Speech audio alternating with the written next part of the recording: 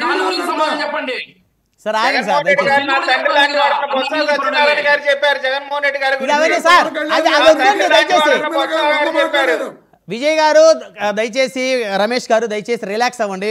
Advocate గారు, ఇప్పుడు పార్టీలు పొత్తులు వాళ్ళ ఎత్తులు లేకపోతే వ్యక్తిగతంగా వాళ్ళ రాజకీయ ప్రయాణాలు ఎవరికి వాళ్ళకి డిఫరెంట్ గా ఉంటాయండి. షర్మిల గారు జగన్మోహన్ రెడ్డి గారికి చెల్లెలైనంత మాత్రాన జగన్మోహన్ రెడ్డి గారి పాటే ఆవిడ రాజకీయ భవిష్యత్తు ఉండాలా ఏంటి? అంతే కదా. ఏం మాట్లాడుతున్నారు? పవన్ కళ్యాణ్ గారు చిరంజీవి గారిని వీడి వచ్చి జనసేన పార్టీ పెట్టారు. మీరు ఫస్ట్ గుర్తుంచుకోవాలా.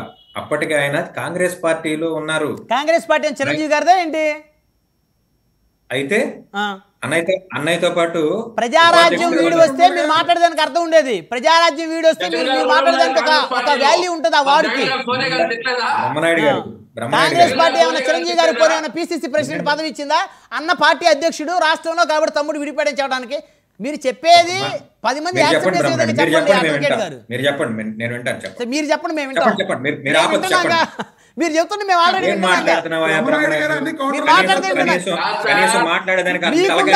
మీకుందా సార్ అడ్వకేట్ గారు, మీకుందా అడ్వకేట్ గారు, మీకుందా? ఏం మాట్లాడుతున్నారు? అన్నను విడిపోయి బయటకు వచ్చాడని మాట్లాడుతున్నారు. ఆయన ఏమన్నా పార్టీ అధినేత? కాంగ్రెస్ పార్టీకి ఏమన్నా పిసిసి ప్రెసిడెంట్ అయినా? అన్నను విడిపోయేది సార్ నాకు అర్థం కాదు. రాష్ట్ర విభజన జరిగిపోయింది 2014 నాటికి. సార్ వినండి సార్ చెప్పేది. 2014 రమేష్ గారు, మీ ఇద్దరు ఒకటే మాట్లాడుతుంటే అవతల ఏం మాట్లాడలేకపోతున్నారు. ఆగండి, ఎవరో ఒకరు మాట్లాడండి ఇద్దరు.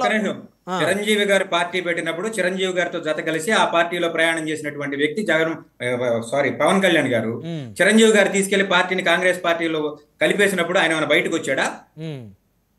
లేకపోతే నాగబాబు గారు బయటకు వచ్చాడా?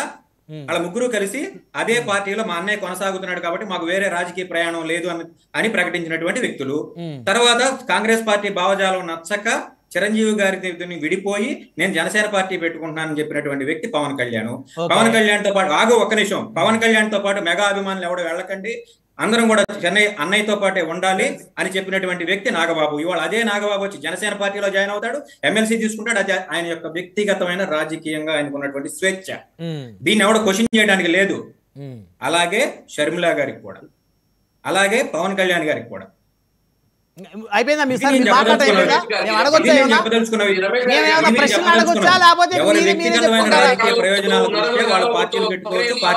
సార్ మేమేమైనా ప్రశ్నలు అడగొచ్చా? అడ్వకేట్ గారు, వేణుగోపాల్ గారు రాయండి సార్. జగన్మోహన్ రెడ్డితో చెల్లి లేదు, చంద్రబాబు నాయుడు గారితో లక్ష్మీభారత్ లేదు, అడ్వకేట్ గారు టాపిక్ లేదండి. మేమేమైనా అడగొచ్చా? ఇక మీరే చెప్పుకుంటారు లేకపోతే అడగొచ్చా ప్రశ్న?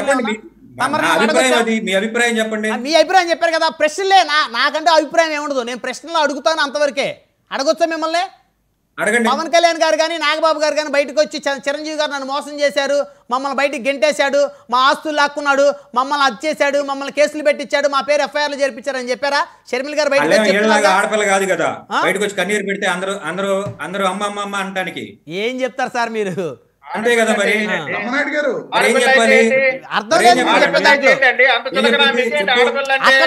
అక్కడ స్వయాన అన్న మీద ఆరోపణలు బహిరంగంగా చేస్తున్నారు. వీళ్ళు అన్నదమ్ములు ఎప్పుడైనా ఆరోపణలు చేసుకున్నారా? భవిష్యత్తు లేదు. ఆరోపణలు ఏమన్నా చేసుకున్నారా? జగన్మోహన్ రెడ్డి మీద ఆరోపణలు చేయకపోతే షర్మిలకు భవిష్యత్తు ఎక్కడుంది? జగన్మోహన్ రెడ్డి మీద ఆరోపణలు చేయకుండా చంద్రబాబు నాయుడు మీద ఆరోపణలు చేసి చూడమని చెప్పండి. ఒక్క టీవీలో కనపడదు, ఒక్క పేపర్లో మొహం కనపడదు. వైఎస్ఆర్సీపీ ప్రభుత్వంలో స్వయంగా ఆమె ఈరోజు చెప్తున్నటువంటి పరిస్థితి అన్నం తిడితే కానీ పేపర్లో సమయం లేదండి, సమయం లేదు. దయచేసి ఆగాలి. అమరావతి రాజధాని నిర్మాణం కోసం, రాష్ట్ర భవిష్యత్తు కోసం ముఖ్యమంత్రి చంద్రబాబు నాయుడు గారు మంత్రుల బృందంతో కలిసి సింగపూర్ పర్యటన చేస్తున్నారు. సో కాబట్టి రాష్ట్ర భవిష్యత్తును ఆకాంక్షించే వారందరూ కూడా ఆయన వెళ్ళి పెట్టుబడులు తేవాలని చెప్పేసి కోరుకునేటువంటి ఒక వాతావరణాన్ని కల్పించండి. ఎందుకంటే ఆయన బయలుదేరుతానే మీరు నెగిటివ్ అక్షంతలు ఎవరు కూడా వేయకుండా ప్రత్యర్థి పార్టీలకు సంబంధించిన వాళ్ళు మన ముఖ్యమంత్రి గారు వెళ్తున్నారు, మన రాష్ట్ర అభివృద్ధి కోసం, మన అమరావతి సింగపూర్ తరహాలో అభివృద్ధి అవ్వాలని చెప్పేసి అందరూ కూడా కోరుకుంటే మరి అది కనీసం జరుగుతుందేమనేటువంటి ఒక ఆకాంక్ష అయితే అందరికీ ఉంది. ఎందుకంటే ఇది రాష్ట్ర ప్రయోజనాలు కాబట్టి, ఎవరు వ్యక్తిగత ప్రయోజనాలు కాదు కాబట్టి. ఒకవేళ ఆయన ఏమీ సాధించలేకపోతే ఖచ్చితంగా మరి విమర్శలు వస్తాయి కాబట్టి ఆ తర్వాత విమర్శలు ఎదురు ముందు వెళ్ళేటప్పుడే ముఖ్యమంత్రిని మరి నెగిటివ్గా మనం